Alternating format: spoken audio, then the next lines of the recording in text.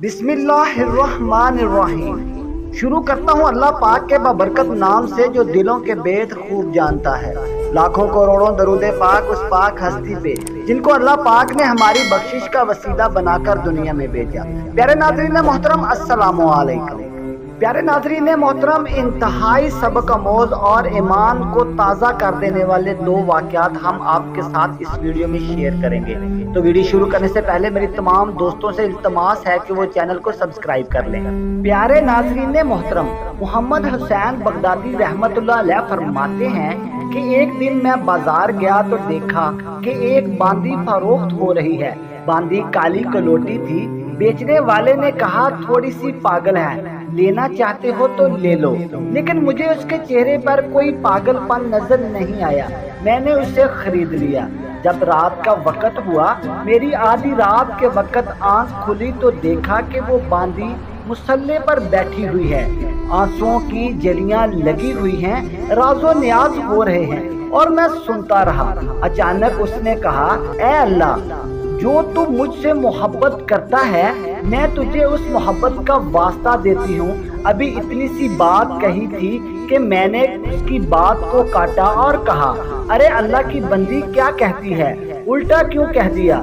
यूं कहो, ऐ अल्लाह, जो मैं तुझसे मोहब्बत करती हूँ उसका तुझे वास्ता देती हूँ। बांदी ने कहा, मोहम्मद हुसैन खामोश हो जा। अगर उसको मुझसे प्यार ना होता तो मुझे यहाँ खड़ा ना करता और तुझे वहाँ पर ना सुलाता। मुझसे प्यार है तो मुझे इस जगह पे खड़ा किया है, और अगर तुझसे प्यार होता तो तुझे भी इस जगह पर खड़ा करता। फिर उसने आसमान की तरफ देखा और कहा, ऐ अल्लाह, आज तक तेरा मेरा राज छुपा हुआ था, अब लोगों में तेरे और मेरे ताल्लुक का पता चल गया है। अब मुझे बस अपने पास बुला ले। और इतनी सी बात हुई, उसकी चीख निकली और उसकी जान निकल गई।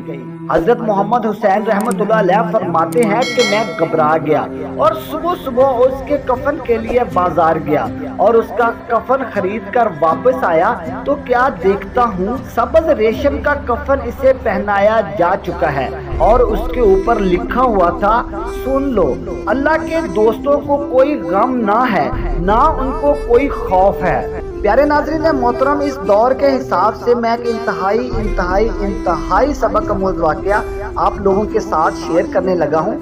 नाज़रीन मोहतरम, एक शख्स के 4 बेटे थे। जब वो शख्स बीमार हुआ तो उसके चारों बेटे उसके पास आकर बैठ गए। उनमें से एक लड़के ने कहा कि मेरे पास आप तीनों के लिए एक मशवरा है। उन तीनों ने जवाब दिया कि हाँ बताओ, तुम क्या कहना चाहते हो। उस लड़के ने कहा कि तुम लोग अपनी सारी जायदाद मेरे नाम कर दो और इसके इवज मैं अपने बाप की खिदमत नहीं करूंगा। इन तीनों ने यक जुबान होकर बोला, क्या तुम्हारा दिमाग खराब हो गया है, हम तुम्हें अपनी सारी जायदाद भी दे दे और इसके इवज तुम हमारे बाप की खिदमत भी नहीं करोगे। तो उस लड़के ने कहा, ठीक है, दूसरा मशवरा ये है कि तुम लोग मेरी सारी जायदाद ले लो, लेकिन इसके इवज तुम बाप की खिदमत नहीं करोगे, मैं अकेला ही अपने बाप की खिदमत करूंगा। तीनों ने कहा, ठीक है, हमें और क्या चाहिए। उसने ये सब उनसे लिखवा लिया कि मेरी सारी जायदाद तुम्हारी हुई, तुम बाप की खिदमत में हिस्सा नहीं लोगे। उन्होंने कहा, ठीक है, हमें मंजूर है, और उसने अपनी बाप की खिदमत में सब कुछ लगा दिया जो उसके पास, और वो अपने बाप से बहुत सारी दुआएं लेता रहा। आखिरकार बाप मर गया, उसके पास जो कुछ भी था उसने सब कुछ अपनी बाप की खिदमत पर लगा लिया था और ये कंगला हो गया था। और अब इस बेचारे के फाके के दिन आ गए थे। एक दिन का फाका, फिर दूसरे दिन का फाका, फिर तीसरे दिन का फाका। रात को सोए हुए ख्वाब में देखा कि फलां जगह 100 दिनार पड़े हैं, जाकर इसे निकाल लो। उसने कहा, क्या वो दिनार बरकत वाले हैं। बताने वाले ने बताया कि नहीं, उनमें बरकत नहीं है। उसने कहा कि फिर वो दिनार मुझे नहीं चाहिए। उसकी बीवी ने कहा, अल्लाह के बंदे, तुम्हें बरकत की पड़ी हुई है और हमारी यहाँ भूख से जान निकल रही है, इतने दिन से फाके कर रहे हैं। उसने कहा, नहीं नहीं, बेबरकत दिनार मैं नहीं ले सकता। दूसरे दिन से फिर ख्वाब आया कि फलां जगह पर 10 दिनार पड़े हैं, जाके ले लो। वो कहने लगा, क्या वो दिनार बरकत वाले हैं। اس نے کہا نہیں برکت والے تو نہیں ہیں۔ اس لڑکے نے کہا لیکن پھر وہ مجھے نہیں چاہیے۔ پھر صبح ہوئی، اس نے اس خواب کا ذکر اپنی بیوی سے کیا تو بیوی نے کہا خدا کے بندے بھوک سے میں مر رہی ہوں اور تمہیں برکت کی پڑی ہے۔ اس لڑکے نے کہا نہیں بے برکت چیز میں نہیں لے سکتا۔ تیسرا دن آیا، پھر خواب آیا کہ فلاں جگہ پر 1 دینار پڑا ہے، جا کر نکال لو۔ کہنے لگا کیا وہ دینار برکت والا ہے؟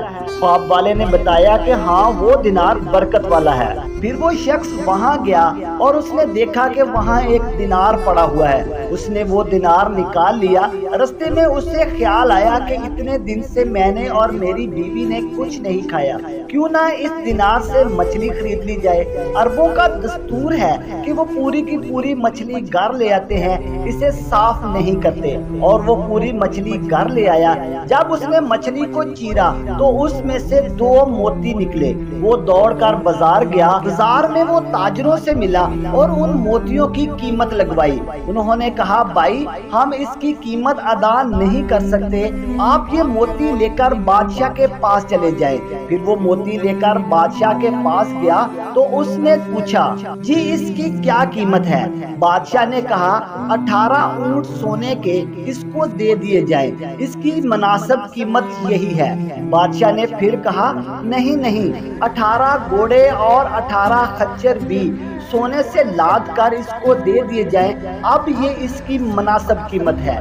وہ اب یہ سب کچھ لے کر گھر آیا تو بیوی سے کہنے لگا اب پتا چلا کہ برکت کیا ہوتی ہے، یہ سب کچھ لے لو۔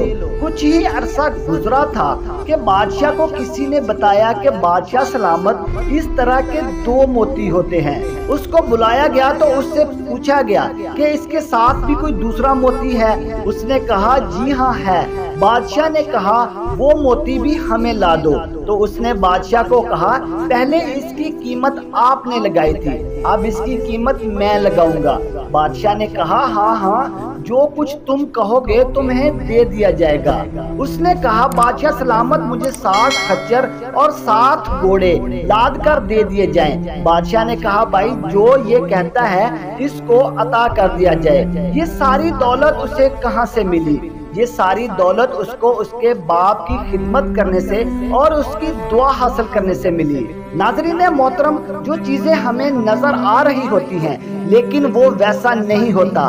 ماں باپ کی دعائیں ضرور رنگ لاتی ہیں، وہ دیر میں تو رنگ لا سکتی ہیں لیکن ایسا ممکن نہیں ہے کہ باپ جب ہاتھ اٹھائے تو اللہ پاک اس کو خالی واپس بھیج دے۔ اللہ پاک ہم سب کو اپنے ماں باپ کی خدمت کرنے کی توفیق عطا فرمائے۔ ناظرین محترم، اس طرح کے واقعات کی ویڈیوز دیکھنے کے لیے پلیز ہمارا چینل سبسکرائب کر لیں۔